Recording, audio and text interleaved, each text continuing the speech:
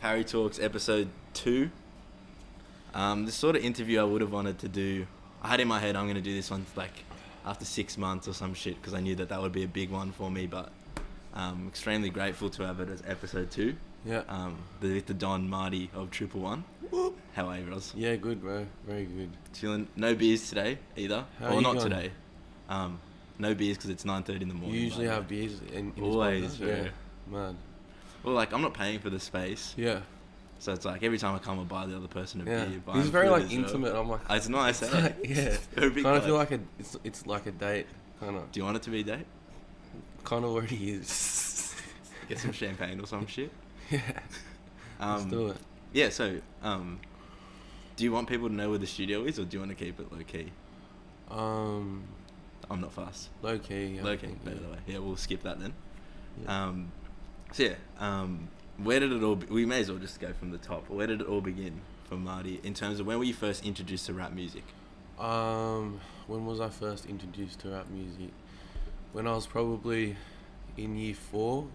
Shit. And my sister used to bring home burnt CDs from a friend from high school. She had this like Filipino friend who'd always just like burn CDs like 18 tracks long of just like the craziest like Sierra and like, you know, Goodies and like Jay-Z and Beyonce and like the classics. Just the classic, and then, you know, Gwen Stefani, just like Ludacris, Move Bitch, all those tracks.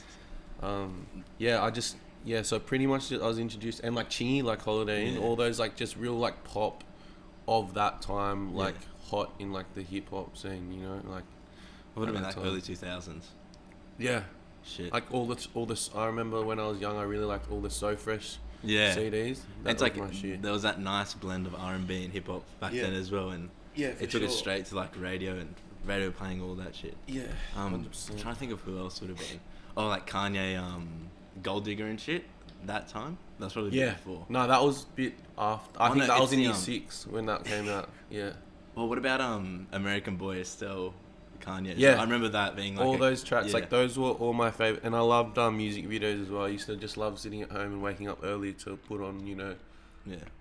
Is it Rage? Like Rage or like MTV, and used to just love watching like, cause you know it's like cool and it's like hyper reality, and like I just loved it. I always like it's good escapism, like looking at music videos and stuff. At the same time as well, socially, it's like. Yeah. That was a cool thing to do. It's like if you knew all the words to a song, rap song as well. Yeah, unreal. Yeah, 100%. Yeah. So, was it like? Did you know like? You're not gonna know. Rap's it. But was that your favorite? Has that always almost been your favorite genre? Yeah, I think like as soon as I heard rappers and like saw them in music videos, like that is the fucking best. Yeah. Like that's like the coolest thing ever. Yeah. Like you know what I mean? And just like the kind of the confidence in like the aesthetic. It's like, you know, I love it when people are confident in something, even though it might not be like mainstream. I love it when people just are able to pull it off. That's like really cool to me. Like seeing people just do their own thing and just be able to achieve it. Yeah, and that's because it is still like so young, and like all the time people like pushing boundaries and like wearing strange things and like, you know, doing strange things with their voice, and it's very experimental still, even in the mainstream of like hip hop. It's not, you know, so it's really cool to see that. I think that's a sick thing about Sydney as well. I feel like if you make it here, you can make it anywhere, because Sydney's, you know, it's sick, and people in Sydney and like our culture in Sydney as well, with like the fashion brands or the rappers coming up now as well, are really, for the first time I think in a long time, embracing what you just mentioned in terms of just sticking to their own guns, being confident in yourself, and not worrying about compromising for anyone. Exactly. I think that's sick. I remember, because I've already interviewed these boys on Purple Sneakers. Check out that for Libertine 2. So check that out if you haven't. And then you spoke about your main rap influences being like Big L from memory. Oh yeah, when like that was in high school. Then like I kind of got into like 90s stuff. So like Gangstar, Grand Puba, Big L, Biggie Smalls, Tupac, all them like you know. How did you transition from the stuff you're getting on CD to? So when I was young, like LimeWire and stuff didn't exist. So it's kind of just like whatever like my sister was listening to, I'd listen to, because Those her CDs. My sister's like 5 years older than me. But I think the discovery of the internet allowed me to go on LimeWire and go online and be like, who are these rappers, and what are they doing, what are their stories, and really delve deep into really anything. Yeah.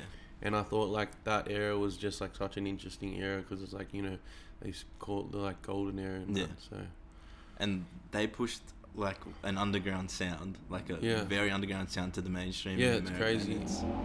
And just the art of storytelling. Yeah, in the context of it, it was unbelievable. Yeah. It was the craziest thing ever. Yeah, and just coming up. Oh, I wish I grew up being able to witness it a bit closer. Yeah. Because now with my, I love hip-hop's pretty much everything I listen to. But it's almost I have to schedule out catching up on all the old shit. Yeah. So I wish I was a bit closer to it, Yeah, no, I got it out of the way early. Yeah, exactly. Yeah. So you fucking love that shit. And Tribe Called Quest and, Tribe's crazy. all of them, Most Def. Yeah. How did that transition into rapping? Into you penning your own stuff? I think I always fantasized about it, but I don't think I really had the balls to do it until Connor, we were at some house party when we were 16 maybe, and he just called me out and he's because Connor was he loved Aussie hip hop so much when he was younger, and he'd always just freestyle at every party. He'd be that guy being yo, kicking a freestyle and that. And then one time he called me out and he's oh, I heard you can rap. Some rumor got around that I could rap, but I never rapped before. Yeah. And Connor called me out and he's rap, and got a freestyle. And then I just freestyled at a party one time, and then I think a few weeks later, he was oh, do you want to join this crew, we're just going to do raps and stuff. And it was it wasn't 111 yet, but it was something else. Yeah. And we kind of just met up on weekends and we'd go to our friend's house and just record shit, and just started and we were awful. I was awful at to start. For at least the first 3 years of rapping, I couldn't rap properly, but you get you practice, and exactly. That's how you get better. You just practice and you figure out your mistakes and correct them. Yeah, exactly. And find your own sound. Finding your voice is difficult as well. Yeah. Because I don't have the most mainstream style. Cadence. Cadence. Yeah, cadence is very important. Yeah. So yeah, it's just finding that. Yeah, finding it. Yeah. Yeah. So it went. So you were just. So did you and Connor go to school? Were you already mates before? Or did he just randomly call you out? No, we actually. First time I met Connor, or Obi Il Terror is his rap name, but the first time I met him, we were in a park. A drink up in a park. Yeah. We were 15 or something, and I rode my BMX bike there, and Connor was just there with I think he had those Heineken kegs you could buy? Yeah. Those little ones. He had a Heineken and he was just fucking drinking it, and there was a few girls there, a few boys there, and everyone was just getting loose and doing kissies and shit, And that's the first time I met Connor. So Connor went to a different school than me. Yeah. I went to 3 different high schools. I went to You don't have to name it if you don't want. Oh, okay. But 3 different high schools. Yeah, I went to Epping Boys in year 7, then I moved to Concord High after that, then year 11, 12 Trinity. Oh, nice. Yeah. Small world, bro. Yeah. Serious small world. Yeah, so just That's hopped sick. around a bit. And then, Connor went to a different school, so. But he'd always just be out, and he'd be that guy. Yeah. You know what I mean? He'd be that guy that, if he's at the party, it's going to be a good party. Yeah. Party boy, wild boy, you bro, know? who needs a goon sack when you have a keg of Heineken, bro? Or anything, goon sack, keg of Heineken, put anything in front of him and drink it. Yeah. That's crazy. It says a lot about him, but. Yeah. Wow. Yeah. So, what were you rapping like? What were you rapping over in that early stage where you had that first group? What were we rapping over? Yeah. Oh, we were rapping over just beats on the internet. Yeah, that's sick. Is that what you mean? Or what type of was it? Oh, we made a song about food. No, as in what? Was it trappier shit? Was it? Trappier shit? It was trappier. I don't know. Shit? It was literally anything. We didn't care. It was we'd get Harry Fraud beats, or we'd get I think Khalil beat, like just like all the hottest, just rip them off the internet. Yeah. But because like Bill didn't really start making beats until like properly until after school. But when we were in high school, Bill was always like, oh, when we finish school, I'm gonna make beats, and he had an MPC 1000, Wow. and he'd always like pull it out when we were at his house, and he's like, and I'd just like say stupid shit, and he'd like he'd do the drum pad and like do the drum loops and shit, and like, but yeah, and then took it into the computer, and then I remember the first beat he made was this beat called, like, the first beat we tracked. Yeah. On the computer, it was called Hubble Telescope, and I thought it was like the best beat ever. I was like, fuck, we're gonna be famous now. After he made the first beat, I was like, this is the fucking best. Yeah, like, this is gonna blow us up. Yeah. Never even got released. Hubble Telescope's a sick name as well. Yeah. Was Bill a part of that in that circle that you were talking about before? Yeah, but like, yeah. But didn't really like... Did he spit? Nah, he was just made beats. Yeah. Oh, so he's been making beats since then? Yeah. That's sick. Yeah. People underestimate, I think, because people have seen the 111 in the past, like, 6 months. Yeah, I think, like, I'm 25 now. I've been making music since, like, not proper, but, like, I started when I was, like, 16. That's, like, 9 years. That's 9 years of music, and everyone's like, oh, like...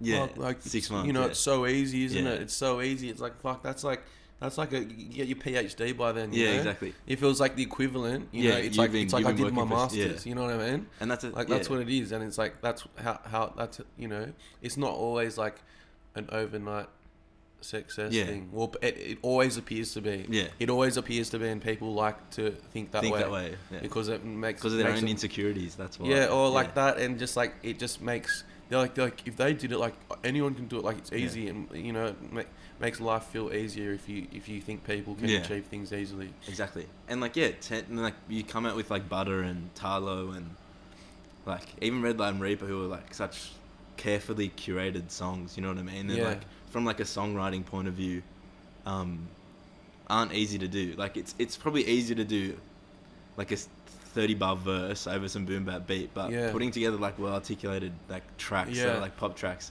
and that's where you can hear the experience most for me. I think we're heading more towards like song making rather than like 16 bars over like a beat, which we used to do, but now we're kind of more just like, how do we build like up a bridge, and how do we go into the chorus, and then like pre-chorus, and then like the verse, and then how's the beat gonna progress during the verse, or is the beat gonna stay the same and the flow gonna change, and like really just thinking how you're gonna keep the ears excited, and how more making like a piece of work rather than being like, oh, check my bars, or like check out this beat. It's more like, oh, we're trying to make songs and stuff. At the same time though, no, this is to like ciphers or like posse cuts. Oh no, it's like, well, posse cuts are the best. Like, they're my favorite things. But I think it's just a personal like creative choice what you're trying to do, and nothing's wrong with it either. Like some of my favorite rappers are just rappers. Exactly. That's what they do. They rap over beats, and like that's what I like. Like those are my favorite bars, like punchlines and that. That's storytelling and that. That's why I think Doozy's stuck around for so long though, because I think it captured that keep the listener in because of the 111s go hard. That hook is like, and there's like there are moments in the verses that are just as hype as that hook. So I think there's a lot of memorable moments. It's so there's so much. I think people are attracted to that song because there's so much freedom. Like it's literally like it's the dumbest track you ever heard, and there's just like we're literally saying whatever's coming into our head, and like I think people are attracted to how loose it is and how just ignorant it is, because it's fun to be free. One of my mates called it the Sydney rap work remix. Oh yeah. I can say that. It's just iconic as fuck. People probably come up to you all the time and say 111s go hard. Oh yeah, yell at a car, 111s go hard. I reckon I don't know, because all my memories downstairs are blurred. But I'm pretty sure the first time I saw you, I came and shouted in your ear. 111s go hard. Probably. I'll probably say, oh, fuck off. Iconic shit. Fuck. That was a nice little tangent. But when was 111 established? Or when did you link with the other boys, like, and then it was this is gonna be a thing now? Okay, so it was like me, Connor, and Bill first, and then Dom probably came in a year after. Then when we decided on the name, it was probably like 2013, 2014. and we came up with the name Triple One. So I had it, you know, triple one. It was just like my favorite number, like 3, because I'd see it everywhere like that, like numerology. Yeah, I know what you're talking about.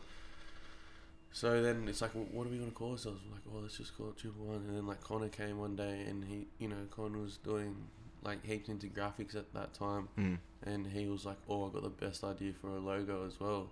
And I was like, what? And he's just like, three lines. 3 lines, and the middle one's just a bit longer. And I was like, fuck. That's it, bro. Right, because it's just so simple, you know? Like, you think about a good logo, it's so simple. It's not much. Yeah. It's just so clean, and it's, like, so identifiable. Yeah. And it's so, you know, it's hard to find something simple that hasn't been done before, and it kind of hasn't really been done before, you know? Yeah.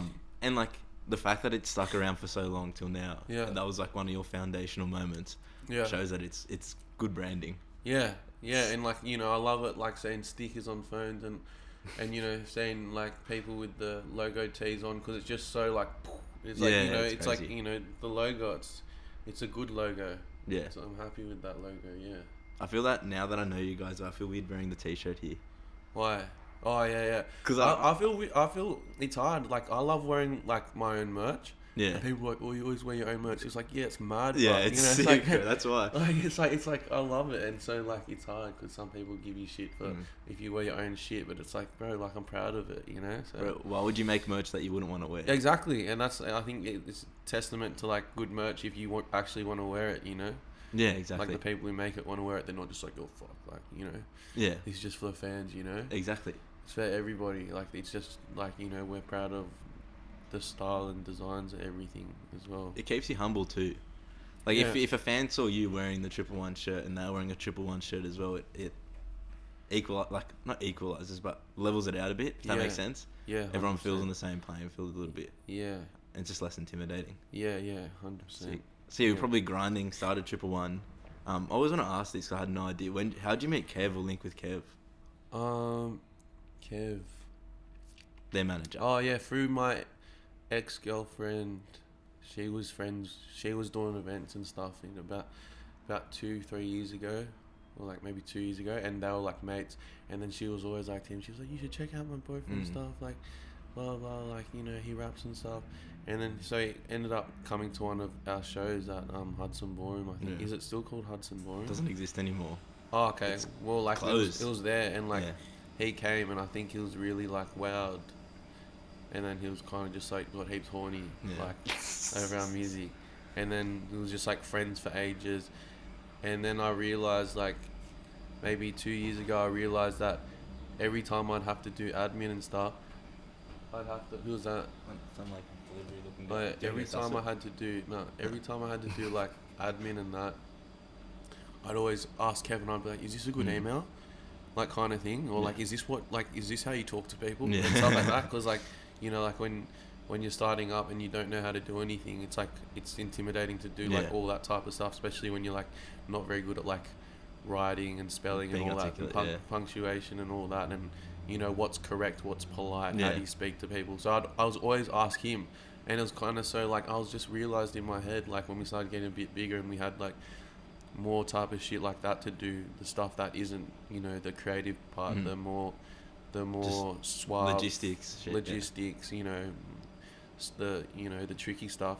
I realized he was already kind of like doing it, and so I was like, oh, it's like, you should manage us, you know. And he's like, yeah, right. And that's sick. It's history. It's organic, and better that way as well. And it's fun, and it was like, it was weird and like, no, it wasn't weird. It was, but I'm sure it was like scary at points because like he never managed before as well. So like we'd go into meetings and he'd just have to just wing it, and we'd all just wing it, and like, you know. So it was kind of cool like that. I think if you look back at experiences like that, that's like fuck, that like really makes you like when you get out of your comfort zone like that. Yeah. What do you think he's brought to the Triple One project, other than like the logistical stuff and helping that out? What do you reckon he's taught you about, you know, making music and making it in music and shit? I think he's taught. Well, Kev's like very like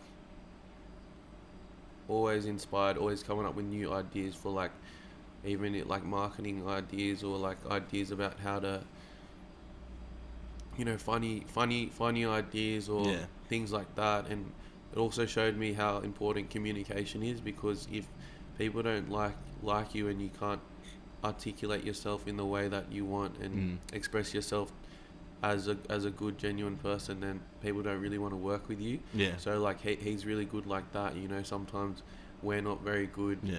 Like I'm pretty bad at like sort of talking to people. Like I've heard sometimes like I give off like bad impressions. Like I look like I'm not like listening and stuff. So it's like good to have someone like Kev who's really like well respected and is great at, and is such a likable person. So it's easy, you know, exactly. You know, to just see him like finesse a conversation and work. It's probably you know sick what I to mean? work with. Yeah, I know exactly what you're talking about. So like I think his communication skills is his greatest asset. Yeah, and I think the sick thing as well, having a manager that's almost a part of your brand is good as well. It's so transparent. But yeah, and also just because of his like diversity and like everything he does, it kind of, it's, you know, he got a foot here and foot there, so it's like anywhere he goes, he's gonna take us that way or this way, whether it be in music journalism or MTV or, you know, any type of music industry stuff, because he's got the plugs. He's got plugs and that, and he's also got the clothing plugs. So like,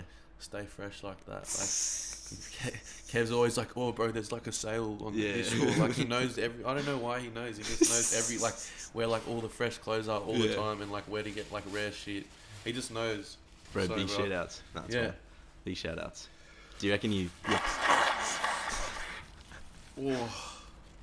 Shout out to the noses, bro. Yeah. Bro, take care of your nostrils, bro. I've got such a big nose. You reckon? Yeah, look at it. Look inside my nose. Go that way. Oh, yeah. Don't. ASMR, baby. Yeah. These poor people. Oh, I love ASMR, like on Instagram. Alright, let's go there. Right, pickles and that. Like, I reckon my there's favorite... this lady who just like eats pickles and she like... And it's like so crunchy, and I'm just like, oh. My favorite ASMR is like when they cut sand. Oh. You know what I'm talking about? The coloured sand? Yeah, that shit's insane, bro. Why is it so interesting to look at? I think it cuts so perfectly, and it's the way the knife hits the...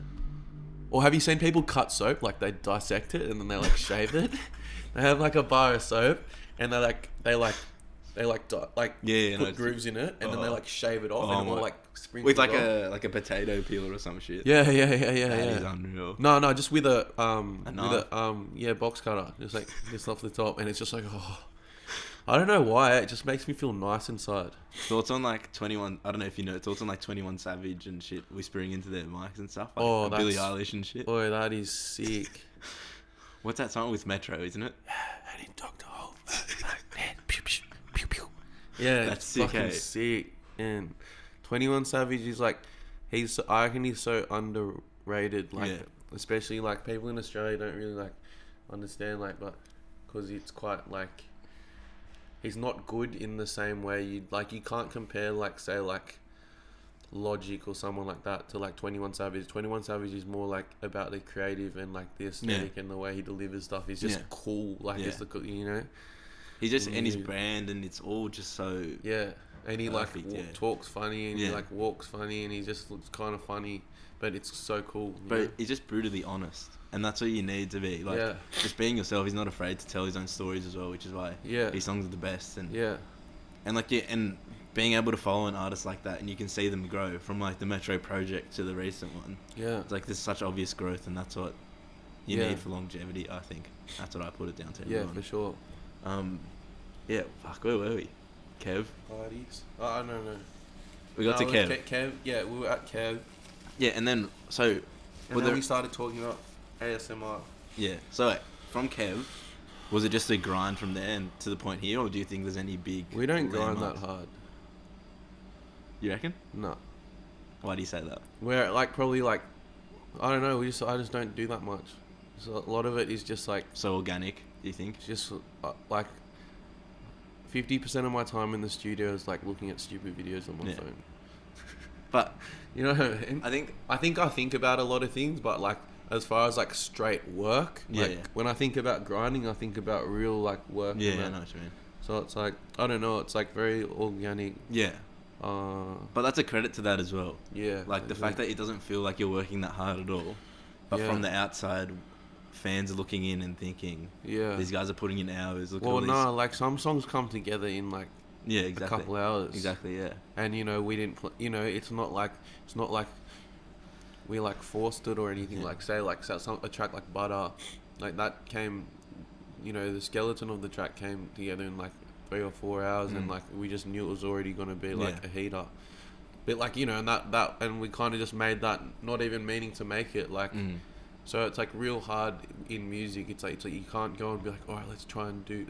All our best tracks just happen, and it's like not really thought about, and that's like weird to say, because it kind of takes away from like hard work and grind and stuff. But we do grind hard, but like we might not in the sense of I'm gonna do 9 hours in the studio today. Yeah, we might with a pen and paper. Yeah, we might have like 3 or 4 days working on one track, and it sounds crap, and then we have like 2 hours and Bill's just playing around with the keyboard, and then all of a sudden, bang. And then, like, everyone writes their verses in a matter of hours, and it's all recorded, and it's just like, there's the track. Yeah. I'd argue, though, that your output is a lot in terms of, like, numbers of music. So you've already got an EP out this year already, and then what? How many singles? We got a lot of music. We got, like... Well, it's Butter and Jitter came out this year. Yeah. So that's a lot. And then, what? Bad Boy as well now. Bad Boy, yeah. Which is a heater. Thank you. I love that track. Yeah. At first, I was like, okay, this hits.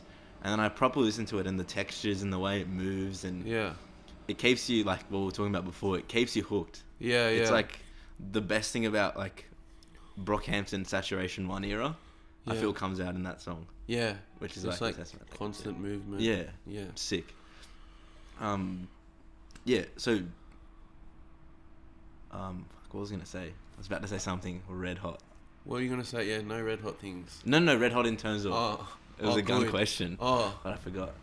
Yeah, I'll ask it again because I thought I love this. With Libertine 2, which is like my favourite project of you guys by far, why was the timing right now, do you think, in 2019? Why was what? Well, the timing right. Like, why now for Libertine 2 rather than any other time? Or because... why do you think it needed to come out now? It should have came out earlier, but like... Yeah, if we weren't going to release it now, we'd never have to release it because our new catalogue's so different from that era of our music. So it's kind of just like, we're just like, fuck, like all these gun songs, but it's kind of like, and they all fit together. Now or never, yeah. It's like now or never really, so we just had to put it out. Yeah, exactly. Yeah. And that's years of tracks. Like, some tracks are 3.5 years old on that, So would you mark the Libertine 2 as like an end of a phase, do you think, for Triple One, and then now it's a new one starting? Yeah. For sure. Talk about, I think Bad Boy is sick, and then from like what you've played live and stuff, the next singles are fucking hot as well. What's the goal for the next 6 months, do you think? Or where would you like to be in 6 months' time? Where do you see it? I don't know, it's hard. Like, time frames are hard. You always want to be somewhere, and then you either overshoot it or undershoot it. Yeah. So it's like, you just got to play it like day by day. Something could happen. We could release a track and like someone retweets it or something, and then it's just like done, bang to it. Like, and then might if you release the right track at the right time, you could just be set forever, just like with one song. Yeah, and because we've got such a good foundation already, like if that did happen, like we could be anywhere, or like or it could be slower. Or we could have a problem here and a problem there, and a setback, and then we might have to not release this song because it's too close to that date or whatever, and things like that, and then reshuffle everything. So it's like, it's really hard to predict like a 6 month mark, but I can't really just always growing. I think it's good to have that mentality, but at the same time it's hard because you don't want to. I don't like saying like, I want to be here in 6 months, and if it doesn't happen, you just let yourself down. But we'll always shoot high as possible. It's good that you're not too worried about any I want to have this many streams on this song or anything like that either. Oh no, when you write towards that, it probably compromise the track so hard. Yeah, well, there's the balance. You gotta find a balance between being able to stay true to yourself, but also be able to make it into a business. Yeah, and be able to be strategic. Yeah, well, like there's no point like making music that you don't compromise, and you're just heaps poor. Yeah, exactly. It's like we could be like making like mad underground shit, but like it's like like we want a career out of this now. Exactly. And it's kind of like so you gotta find that balance where you're like making songs that you truly genuinely like, but also how you know, because you got to think, you know, money wise as well. You got to, because that's so important, and that's Yeah. something that so many artists drop the bat at. Like they just suck at that aspect of Just the management. music industry, of the music thing. Like they just management, just planning, just strategy. So because that's really important. Yeah. Yeah. It's good how focused you are, but you guys are still completely independent. Hey, Yeah. why that choice? Do you think? And Why? I think it's just not necessary at this point Yeah. to, like, you know, sign a full record deal or anything like that, because that's like full blown, and because the way it is, like, there's, including Kev, there's like 5 people that you're splitting between. Yeah, exactly. So it's like that's a lot of people. Yeah. And then if you cut in, like, if someone, like, you know, a record deal is usually like 80-20, so they take like 80%.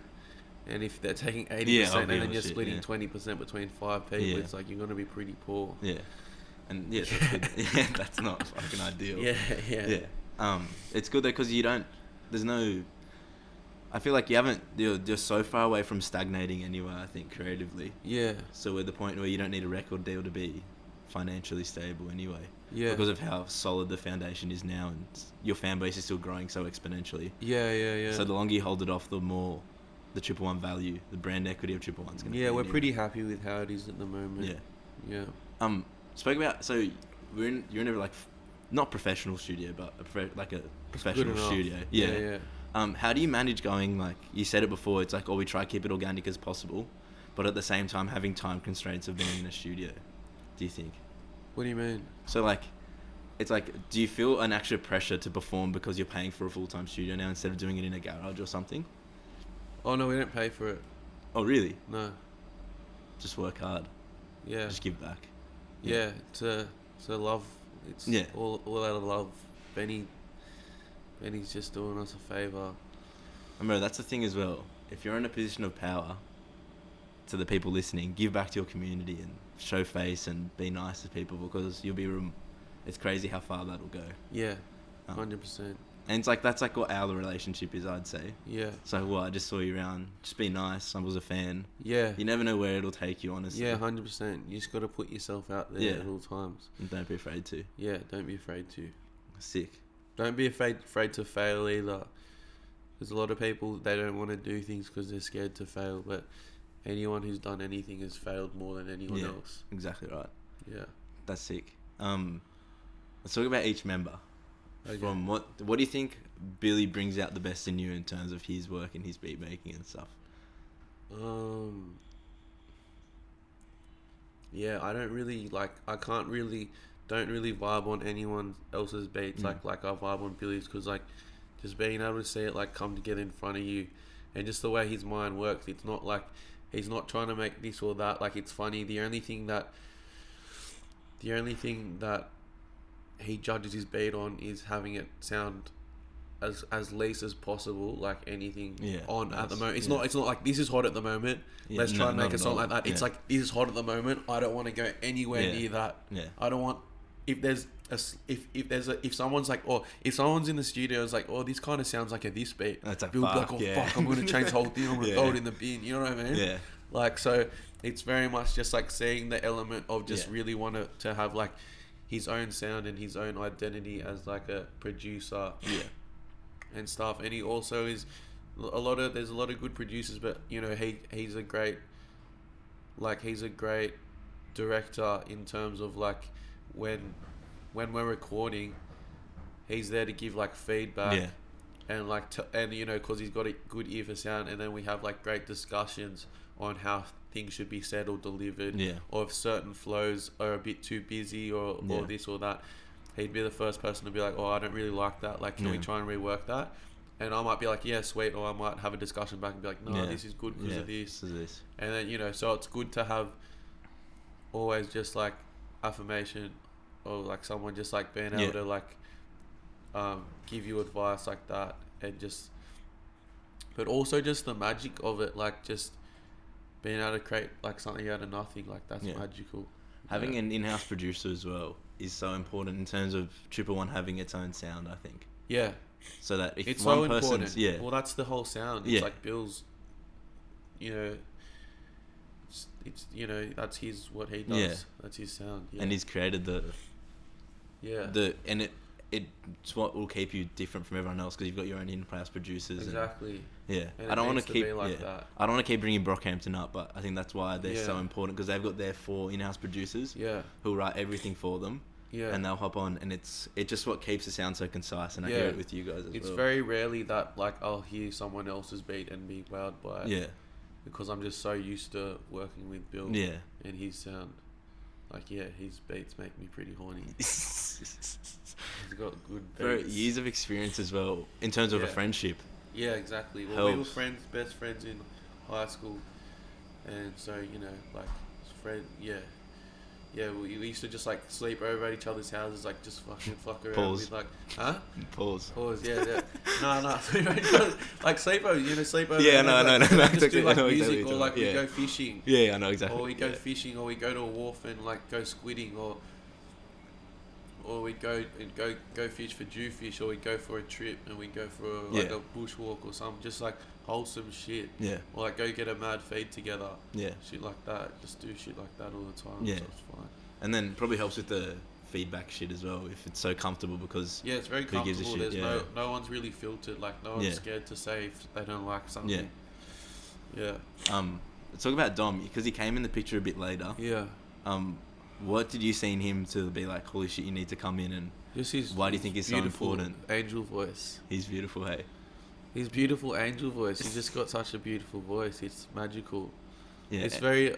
He has a lot of like pain in his voice. Like it sounds. You know that like it's like soul. Yeah, it's.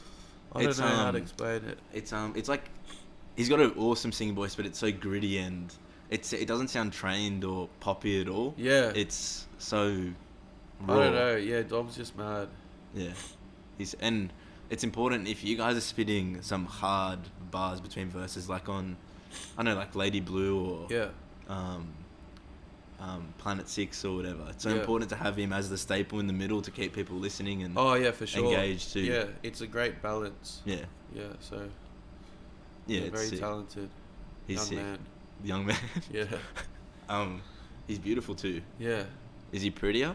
What's do you prettier? mean? What's prettier? Him, his aesthetic, or his voice? His voice. His voice. Just by a little bit, but slightly prettier. That's sick. Who's left? Just He's Connor. like a little fairy. He's like, oh. He's so nice as well. Yeah. It's the Just shining light. floats around. Just Yeah. frolics around. He's the goat, man. Yeah, and sings. Yeah. Who else? Connor as well. Yeah. What do you think what's the big thing, maybe internally, that he brings to the table that... Well, he's just like the best writer. Like, Yeah. he's the best, like, probably, like, songwriter. Like, he's probably one of my favorite songwriters. Yeah. And, like, just lyricist. Just some of the stuff he, like, writes, and I'm just like, oh, can't you think of that? Yeah. Like, you know, just real... But, you know, it's real organic. Like, he'll write, like, 32 bars in, like, 15 minutes, and, like, every bar's, like, perfect, Yeah. you know? So it's, like, real different to me. Like, I take a long time to write compared to him. But, yeah, he's just, like, a great writer. That's what he brings to the table. He's got great writer, and he's great at capturing emotion. And he's got a great voice as well. Like, he's been doing more, like, melodic stuff lately as well, and he's like really good at that as well. So like he's just a great musician, I guess. Yeah. And then there's you. What do you think? Yeah. That's not that door, hey. Someone's knocking. Probably downstairs. I was knocking. What? I'm wigging out. No, it's fine, don't worry. Who's knocking where? I thought I heard someone knocking on the door. No, not you, mate. What do I bring? Yeah, what do you think you bring? What if you need to talk yourself up over It's one like- thing? What do you think it is? Just moving forward, just constantly making sure we're moving forward. Yeah, nice. Yeah. Just Muscling it forward, you know, Yeah. inch by inch. Yeah, Just go forward. yeah. Yeah. Let's talk about tour and then we'll wrap up. Yeah. It took you a while to do the first like headline debut tour. Yeah. I think. You're playing at like pubs and like Bonnie View Hotel. I was there. Yeah. What do you reckon those smaller shows to what you were? It's like not necessarily you headlining, but you still had to captivate the crowd.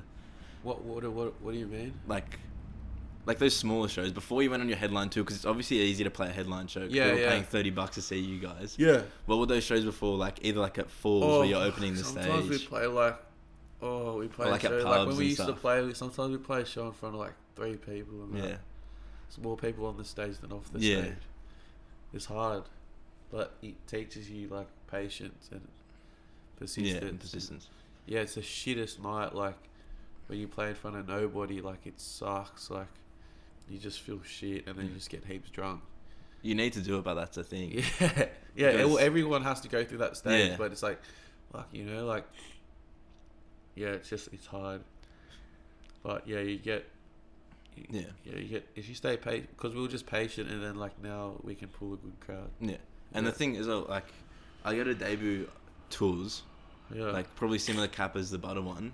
yeah, Its capacity, and like people are there just to check it out and shit. People aren't there to fucking sing the songs or anything. So Where? I think that like at any other debut tour, Oh yeah, not yeah, yours. yeah. Because people would actually like check it out, heaps of industry people. But Yeah. I felt at yours, it was so rare seeing a debut tour, Yeah. and people were like hardcore standing it. Yeah, which yeah. I'd testament to taking of like being super patient with it all. Yeah. And being super exclusive almost with it. Yeah, yeah. We always try and undershoot.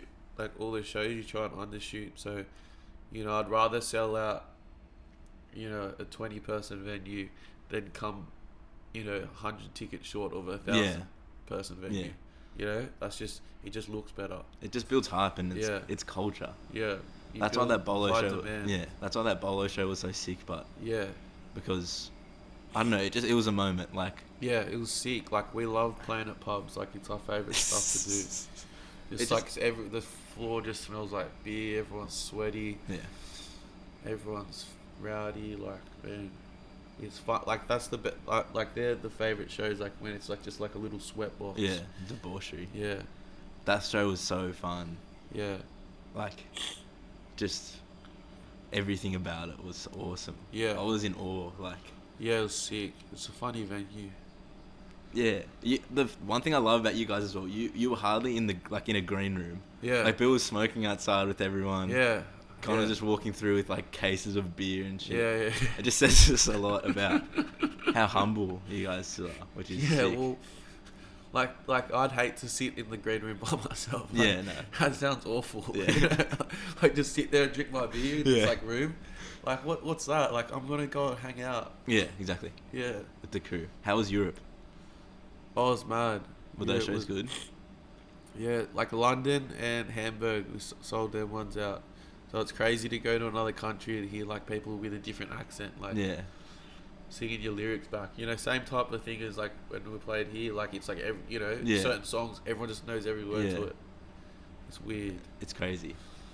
I could never understand what that would It feel was like on the other crazy. side. It was like I kind of feel disconnected to it because I didn't believe it. Like I was like, because it's always on the internet. Like come to London, come to Hamburg, Yeah, come yeah. here, come there. Brazil, baby. Yeah, Have you come got to a- Brazil, come to Brazil.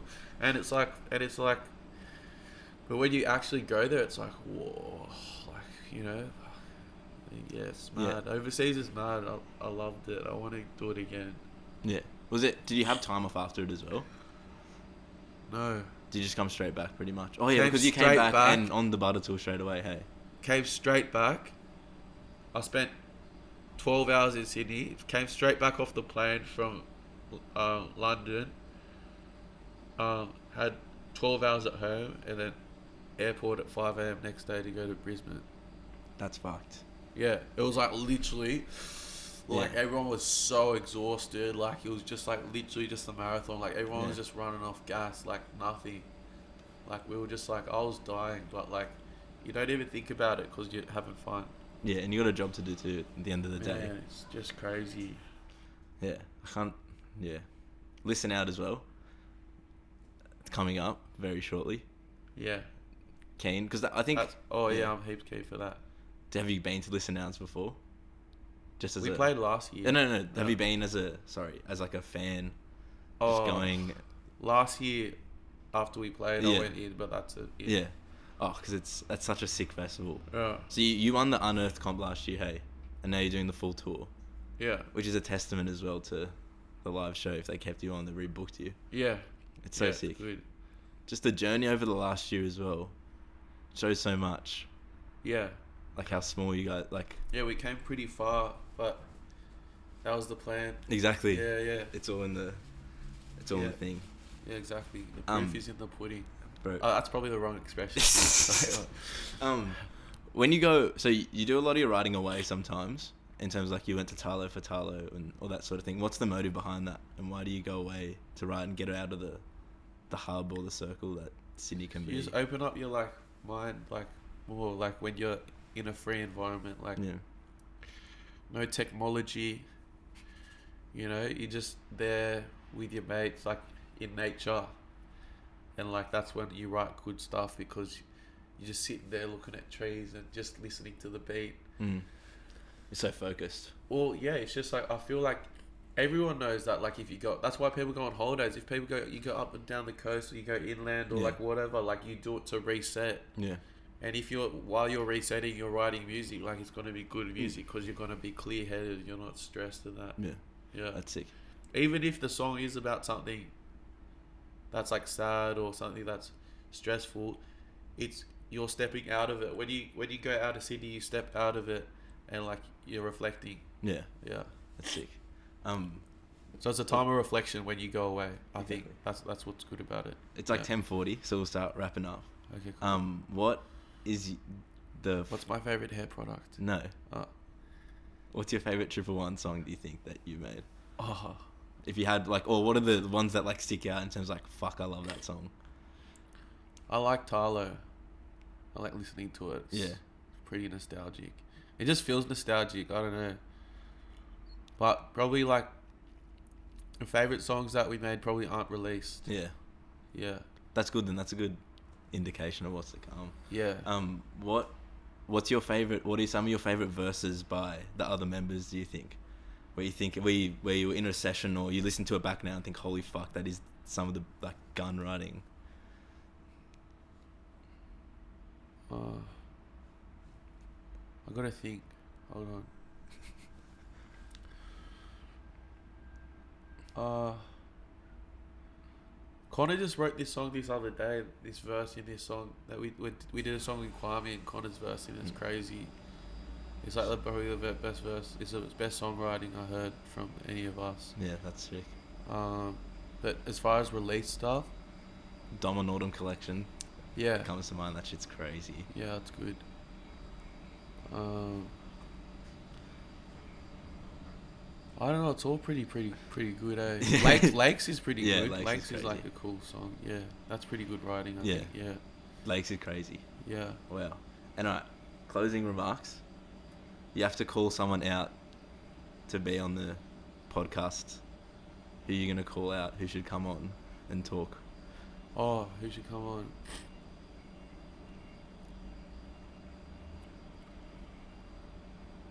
Should probably get like Chris Kev or something. Cause I was thinking that. It's heaps of interesting people, but like it's better if you get people who are like heaps good at talking about stuff. Yeah. Well, you don't even have to be. Does it have to be music related? Industry music related. Maybe like Bill would be good to have on. He's like having a yarn. Yeah. Oh. Billy Guns. Yeah. The family. I just mentioned other people in my band, but no, it's fine because I think, like, if I interviewed Connor now, it'd be the same interview pretty much. Yeah. If I interviewed Dom as well, very similar interview. But it'd be the same Billy's interview, different lens. Deeper voice, you know. Yeah. Deeper voice, whiter skin, you know. Just raspy, bro. Raspy. But I think Billy would bring a different angle to the whole 111 story because he's the one producing. Yeah. That was sick. Yeah. I'm so happy with that. It was good. Parry Talks, shout out. The Lord Gladstone Hotel, shout out. High Socks. High Socks. I don't know, yeah. Shout out Marty Bugatti. 111. Cheers, bro. Thanks for having me. Appreciate it. No worries. Mate.